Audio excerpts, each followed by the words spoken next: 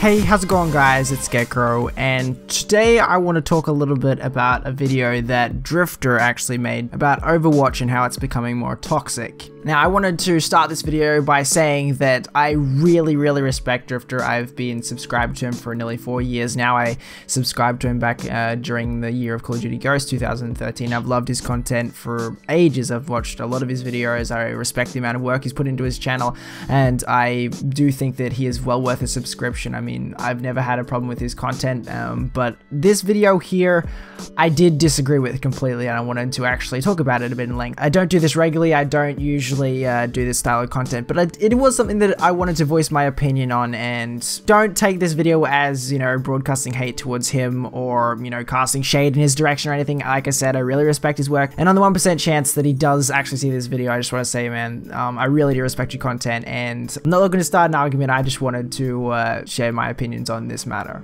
Now, if you guys don't know who Drift0r is, he's a really big name in the Call of Duty YouTube scene. He's been providing awesome content for quite a few years actually. He's most known for his stats videos and his weapons guide series for the Call of Duty franchise, and also his really interesting and thoughtful commentaries on a great many subjects. So basically, while I was playing Call of Duty today, one of my friends pointed out that Drift0r had made a video talking about toxicity levels in Overwatch, and I wasn't 100% sure if he had got it right, because really it's not the kind of content that I actually imagine coming from Drift0r, because on his channel he is very analytical, and while he does have personal opinions and stuff like that, it's very fact-based. It's very opinionated with a lot of facts to back up his claims and stuff like that, which is why I watch his content. He's very educated about a lot of things. But this video is very unfactual. This video, it's very, I feel like this kind of video, and so I found it very hard to take it seriously. And when I watched the video, I kind of disagree with a lot of the points that he made in it. In the video, he was saying that based on some of the experiences that he's had over the past little while with Overwatch, he believes it is getting more toxic, and as the competitive gets stronger and stronger for it, and people embrace the meta for that game, that people are getting more toxic and really caught up in the game, so to speak. And I completely disagree with a lot of that, actually, to be honest. He did mention in the video that toxic players and stuff like that have been around for as long as there has been a voice chat in a multiplayer game, and that I do agree with. That is true. There is always going to be toxic players, but you literally cannot say that Overwatch is becoming more toxic just off of the experiences that you've had over a couple of games or even a couple of weeks or months. Really, you can't just say that, because it is entirely subjective. It is very subjective. That's the point of this whole commentary.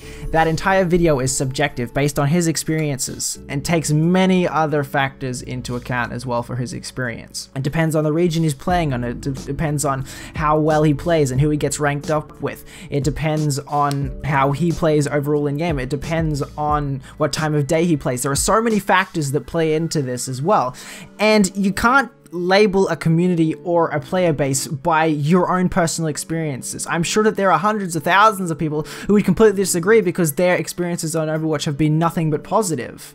And in fact, I went to the Overwatch community forums and to the Reddit pages, and I could barely find a negative post or a negative word on that website, actually, to be honest. There was a lot of positivity. This is a community that seems to be thriving and loving its game and loving its developers, and I had to strive to find some negativity. Obviously, there are some people complaining about a few things, but even then, it's done properly. There's no hate speech. There's no, oh, this is so stupid, I hate this, this is dumb. In fact, all of the community threads seem to be filled with positivity and ways that they would improve the game and things for the developers to look at. And on the Overwatch forums, there's an entire post dedicated to, you know, rants and stuff like that, and things that they didn't like about the game. And I read through most of it, and there wasn't actually that much negativity. In fact, it was people saying things that they did like about the game and things that they would do to fix the bad stuff and stuff that they didn't agree with. Now, people could dismiss this entire video just because of the fact that I don't play Overwatch, but it doesn't limit it to Overwatch. It doesn't matter what it is. It could be the Call of Duty community, it could be the Battlefield community,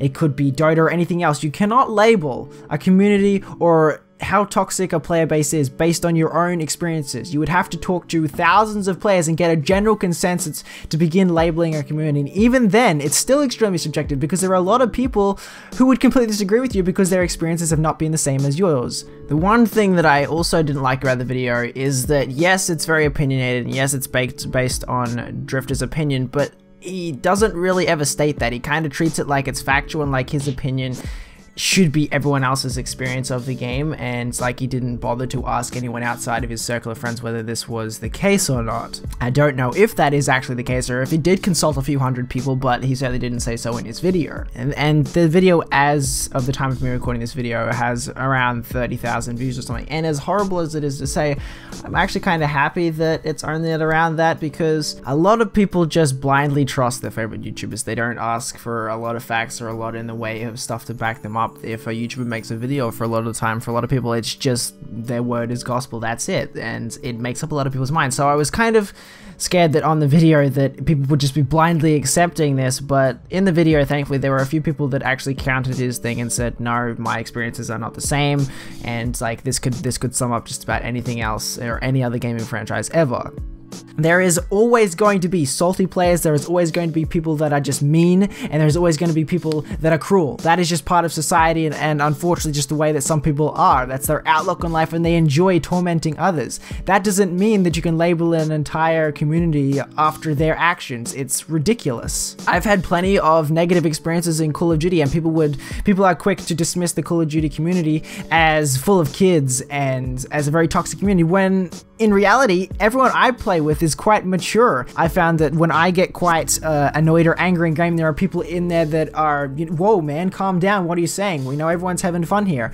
It depends on your experience in game. It really does. If I'm playing Call of Duty and I run across a toxic player, I don't immediately think, well, the entire Call of Duty community is toxic. Well, it's just going downhill from here. And if I find a couple of toxic players, if I find 10 toxic players across 3 weeks, I don't immediately think, well, wow, the COD community is just so toxic, I can't stand it anymore. You don't blame the community. You don't blame the game or the developers or the other people in the lobby. You blame the person. You say, well, that's just a toxic person. That's an unhappy, ungrateful person. That's a person that's not having a very fun time. I've never once thought, well, this game is just so toxic just because I've come across someone that's called me a few names or has mentioned my mother in a rather unnecessary way. Even the most toxic game on earth with the most toxic player base on earth would have people in it that enjoy that community. And while you could go off general consensus and say that that community is toxic, it comes down to your personal experiences and how you play and who you communicate with in game. Not to mention also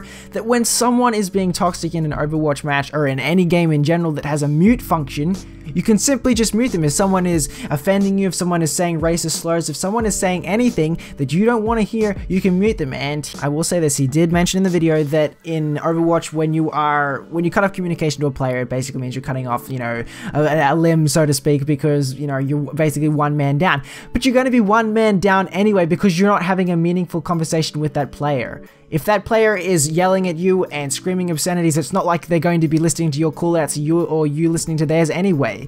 So there is no difference between whether he's muted or muted. It's just that your experience becomes better because you don't have to listen to someone yelling and screaming in your ear. Besides, there's no reason why you would have to stay in a lobby like that. You could always leave the next game either. And a lot of the time, if trolls and toxic players aren't being fed attention, then a lot of the time they have nothing to scream at. That's why I love the mute function in games and why it is there to mute people that are annoying, that are toxic, that are racist, that are sexist, all that stuff. The mute function is there to remove these kind of players. This way of thinking could literally sum up so many things. It could be used for so many other topics as well. It's like, for example, for a pretty loose example, we could say a chain restaurant like McDonald's or something like that. You could totally hate McDonald's based on the experiences of your local McDonald's, but then go to one in a city or a different location altogether and find that it's completely different and that everyone there has only had positive experiences, whereas yours is just really lousy and only serves crappy food with angry staff and people that couldn't give a shit. So while I do respect